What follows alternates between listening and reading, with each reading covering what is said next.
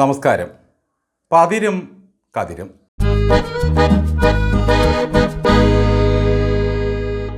കാവ്യശരീരത്തെ മോടി പിടിപ്പിക്കാനായി ചേർക്കുന്ന പ്രയോഗങ്ങളാണ് മലയാള വ്യാകരണത്തിൽ അലങ്കാരം എന്ന് പറയുന്നത്.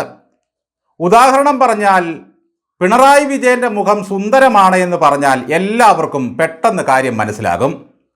എന്നാൽ ഒരു വൈയാകരണനോ ബുദ്ധിജീവിയോ കവിയോ ആണ് ഇക്കാര്യം നമ്മോട് പറയുന്നതെങ്കിൽ അവരിത് നേരെ അങ്ങ് പറയുന്ന രീതിയല്ല.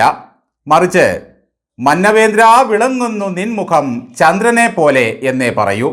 പിണറായി വിജയനെ ബുദ്ധിജീവി എന്ന് ആരെങ്കിലും വിളിച്ചാൽ സാധാരണക്കാർക്ക് അത് ബോധ്യമാകണമെന്നില്ല. വള്ളിച്ചെരുപ്പ്, താടി, തുണിസഞ്ചി, കവിത എന്നതൊക്കെയാണ് നമ്മൾ ബുദ്ധിജീവി ലക്ഷണമായി കണ്ടുവരുന്നത്. എന്നാൽ ജൈവ ബുദ്ധിജീവിയാണ് പിണറായി എന്ന് മന്ത്രി ബിന്ദു വിശേഷിപ്പിച്ചപ്പോൾ ഇതെന്താണ് സാധനം, ഇത് കടിക്കുന്നതാണോ എന്നൊക്കെ മനുഷ്യർക്ക് വലിയ സംശയമുണ്ടായി. നമ്മൾ മുൻപ് ജൈവ മാലിന്യം എന്ന് മാത്രമേ കേട്ടിരുന്നുള്ളൂ. കാരണഭൂതൻ, കപ്പിത്താൻ, ഇരട്ടച്ചങ്കൻ ഇതെല്ലാം ഓരോ തരം അലങ്കാരങ്ങളാണ്. ഈ വക അലങ്കാരങ്ങളെക്കുറിച്ച് ചിന്തിക്കാൻ കാരണം നമ്മുടെ ഗുണവതിയാരം ഗോവിന്ദൻ മാഷിൻ്റെ ഒരു ന്യായീകരണം കേട്ടപ്പോഴാണ്. വഴിയടച്ച സമരത്തെ ന്യായീകരിച്ച വിജയരാഘവനെ വെളുപ്പിക്കുകയാണ് ഗോവിന്ദൻ. ഞാനായാലും വിജയരാഘവനായാലും പ്രസംഗിക്കുന്നതിനിടയിൽ ആലങ്കാരികമായി പലതും പ്രയോഗിച്ചു കളയും. അതൊന്നും പ്രത്യയശാസ്ത്രപരമായ എന്തോ വലിയ പ്രശ്നമായി ചർച്ച ചെയ്യേണ്ട കാര്യമില്ലത്രേ. അപ്പോൾ 39 ട്രെയിനും കേരയിലും അപ്പക്കുട്ടയും ഗണപതിയുമൊക്കെ ഗോവിന്ദൻ മാഷിൻ്റെ ആലങ്കാരിക പ്രയോഗങ്ങളായിരുന്നു. കേരളത്തെ സിംഗപ്പൂരാക്കുമെന്ന് പറഞ്ഞതും ആലങ്കാരികമായിരുന്നു. ചേടാ, ഇതൊരുമാതിരി വലിയ പ്രത്യയശാസ്ത്ര പ്രശ്നമായി കേരളത്തിലെ വിവരദോഷികളായ മാപ്രകൾ പൊക്കിപ്പിടിച്ചത് വെറുതെയായി. അപ്പോൾ ഗോവിന്ദൻ മാഷ് കേരളത്തെ സിംഗപ്പൂരാക്കുമെന്ന് പറഞ്ഞതോ 5-6 ലക്ഷം പേർക്ക് തൊഴിൽ കൊടുക്കുമെന്നും കാച്ചി. ഇതെല്ലാം ആലങ്കാരിക പ്രയോഗങ്ങളായിരുന്നു പോലും. അന്ന് നിങ്ങൾ പറഞ്ഞത് കേട്ട് നാളെ മുതൽ നമുക്ക് സിംഗപ്പൂരിൽ താമസിക്കാമടി എന്ന് പറഞ്ഞ സഖാക്കളൊക്കെ ഇപ്പോഴാരായി? വിജയരാഘവന്റെ അമ്മായിയമ്മ എന്ന പ്രയോഗമാണ് ഇപ്പോൾ മറ്റൊരു ആലങ്കാരിക പ്രയോഗമായി മാറിയിരിക്കുന്നത്. അമ്മായിയമ്മ പ്രത്യയശാസ്ത്രപരമായി ചർച്ച ചെയ്യേണ്ട ഒരു വിഷയമല്ലെന്നും ആലങ്കാരികമാണെന്നും പാർട്ടി സെക്രട്ടറി പറഞ്ഞു കഴിഞ്ഞാൽ പോളിറ്റ് ബോറനായ വിജയരാഘവനെ പിന്നെ നമ്മൾ സംശയിക്കേണ്ടതില്ല. ഒരു വിജയനുള്ളതിനെ തന്നെ നമുക്ക് സഹിക്കാൻ കഴിയില്ല. അപ്പോൾ പിന്നെ വിജയനും രാഘവനും അറ്റത്തൊരു ഗോവിന്ദനും ഒന്നായിത്തീരുന്ന അത്ഭുതത്തെ എവിടെ കൊണ്ട് കിട്ടും?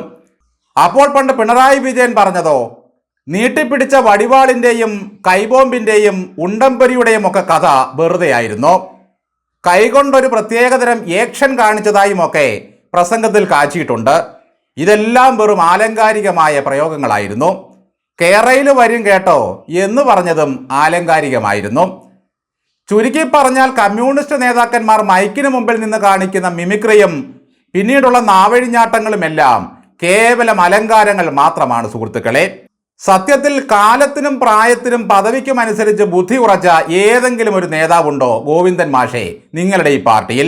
അമൂർത്തമായ ചോദ്യങ്ങൾക്ക് അമൂർത്തമായ ഉത്തരങ്ങളെ കിട്ടുമെന്ന് ഗോവിന്ദൻ പറഞ്ഞ വചനവും ആലങ്കാരികമായിരുന്നുവോ? ഇനി അങ്ങ് മുൻപ് പറഞ്ഞതും PK ശ്യാമളയ്ക്ക് പോലും ഇന്ന് വരെ മനസ്സിലാകാത്തതുമായ ഒരു തിരുവചനം കൂടി കേൾപ്പിക്കാം. ഒരാശയം മനുഷ്യന്റെ മസ്തിഷ്കത്തിൽ പ്രവേശിച്ചാൽ, ആ പ്രവേശിച്ച ആശയത്തിന് കൂട്ടായ്മ ലഭിച്ചാൽ, ആ ലഭിച്ച ആശയം കേവലമായ ആശയമല്ല, അതൊരു ഭൗതിക ശക്തിയാകുമെന്നുള്ള ശരിയായ ശാസ്ത്രമുണ്ടല്ലോ. ആ ശാസ്ത്രമാണ് നിങ്ങൾ പ്രയോഗിച്ചു കൊണ്ടിരിക്കുന്നത്. ഹാവു, അടുപ്പത്ത് കിടന്ന അരി തിളച്ചു ഗോവിന്ദൻ മാഷേ. വൃത്തവും വൃത്തികേടും അലങ്കാരവും അഹങ്കാരവുമല്ലാതെ ഈ വിപ്ലവ പ്രസ്ഥാനത്തിൽ മറ്റെന്തെങ്കിലും അവശേഷിക്കുന്നുണ്ടോ ഗോവിന്ദൻ സഖാവേ? അക്ഷരം എഴുതാൻ അറിയാത്തവൻ കവിയാകുന്നത് പോലെയാണ് നേരെ ചൊവ്വേ സംസാരിക്കാൻ അറിയാത്ത നിങ്ങൾ കുറെ നേതാക്കൾ അലങ്കാരം പ്രയോഗിക്കുന്നത്. എന്നാൽ സംസാരിക്കാൻ അറിയാവുന്ന കുറെ യുവ നേതാക്കളുണ്ട് ഈ പാർട്ടിയിൽ. അക്ഷരശ്ലോക മത്സരത്തിൽ പങ്കെടുക്കുന്നത് പോലെയാണ് അവരുടെ പരിപാടി.